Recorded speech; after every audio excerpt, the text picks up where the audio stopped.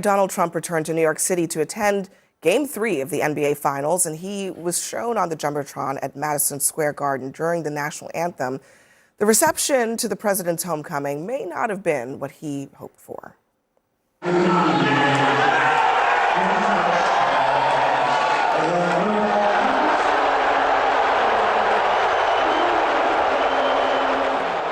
It was certainly amazing. It was, I think, mostly cheers. You know, when you mix sports and politics, you do so at your own peril.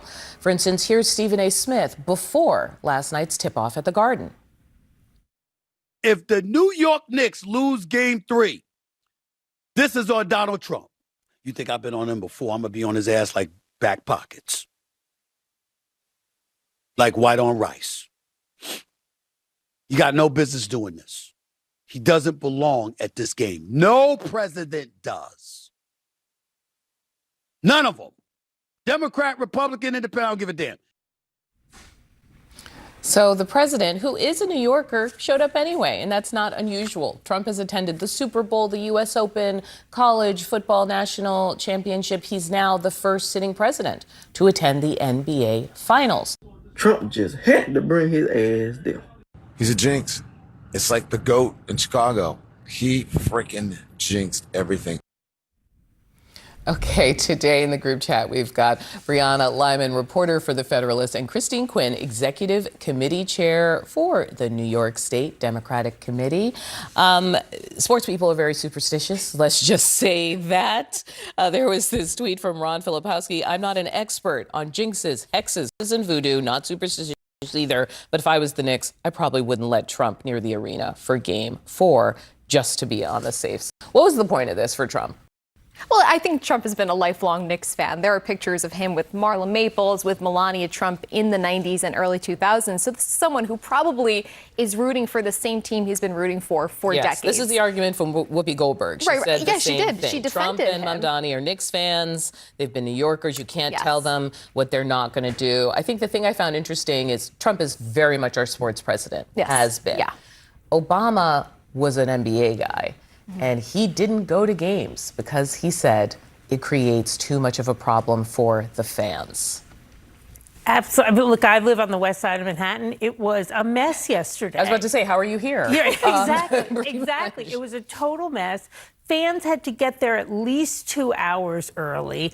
There didn't get to be a watch party right outside the Garden. I get that he may be a fan, but you have to really appreciate when you're president, you're not just popping in and popping out. You're putting a whole bunch of people out. And in this case, he was a jinx. There is no question about it. Mamdani could have been the jinx. Completely he was a jinx. Yeah. Christine Quinn, jinx expert. Exactly. We'll put that under your name. Well, here's the thing. The reason why I'm asking about this is not just because it's funny, but also because one of the things people are accusing the administration of being in this moment when there's economic difficulty for people is tone deaf. Mm-hmm. The idea that, look, we're here, the regular schmoes who want to be involved in this thing, and he comes and just says, kind of let them eat cake, right? You can watch it on TV. And what was the sort of, I understand he's a fan, but does that contribute to the tone-deaf narrative? Oh, I don't think this was tone-deaf at all. I think, first of all, a lot of those tickets, I mean, some of them are going for thousands of dollars. I think I saw one ticket price at $7,000. And the people who were buying them and who were courtside were a lot of people very popular among the left and celebrities, right? And I don't Did they have motorcades and massive security? Or? No, but those are the same people who for 4 years lectured us that things were fine under Joe Biden. So they also could be considered tone deaf. But I think the president, politics is obviously very hostile, but sports is one of those last remaining arenas where people do put politics aside. Let me play for you the reception Trump got. I know he got booed. I just want to play it because it's Madison Square Garden. He is the New Yorker of New Yorkers, and this is how people reacted. I thought it was amazing, actually. You mean when they had the camera on me? I thought it was very good, yeah. It was certainly amazing. It was, I think, mostly cheers. It was.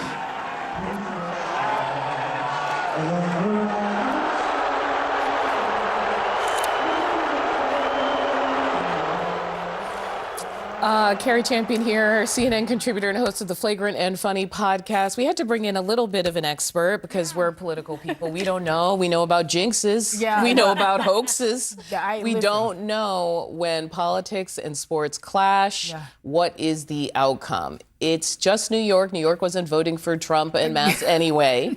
But is this a problem? Well, first of all, you said, people in sports normally, I hear you say that, normally they don't really care so much about politics. They absolutely cared about politics. This is such a rare moment for New Yorkers. People have waited their entire lives. The last time they won a chip was 1973. Yeah. But isn't that why the president of the United States, who is a New Yorker, would want to be there? No, in fact, you should not want to be there because you want to keep that same momentum going. New York is such a rare place. I've never seen fans like this before in my entire life, and they deserve to have this moment, and it was supposed to be uninterrupted, meaning we were supposed to have our watch parties around MSG. We were supposed to be in that moment, and I do believe, and the great Stephen A. Smith said just the other day, you played him, so he fully blames him, but so that was the vibe. Yeah, People were like, no. You can't be the cooler, you can't be on a streak and then have someone come in and cool the streak. That's not political. Cooler. He was absolutely I'm saying cooler. Let me play one more thing. Tommy Viator, Pod Save America host. Obviously, these are Obama guys, but they're talking about the power of sports and why politicians would want to be involved. Here's that. He knows the power of live professional sports, and that's the only kind of monocultural events we really have left. That's why he goes to a lot of games. Usually it's the NFL. He went to the Super Bowl. Usually he's more welcome in those, sort of southern NFL spaces. I don't think he will be here. I mean, he's also buddies with James Dolan, I think, the owner of the Knicks. Always pals with the owners. Yeah. Not a real player guy. Yeah, no, but look, he loves the limelight. He loves every spotlight, and he will attempt to co-opt this one too.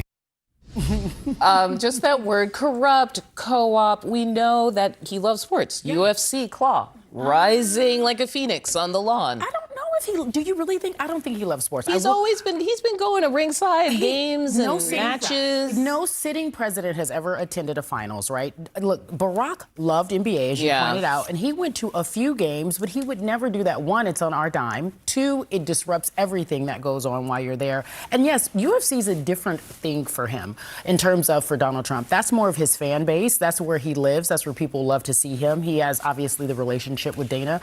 So when we see him at the NBA finals, it really throws off everything that people want it to be. Yeah, it'll be interesting to see if any of the this comes down on Dolan, who obviously has some interest why invite? in renovating Penn Station. And there's a bunch of questions there about that relationship that I wonder if people are going to probe more now that they are, I don't know, angry.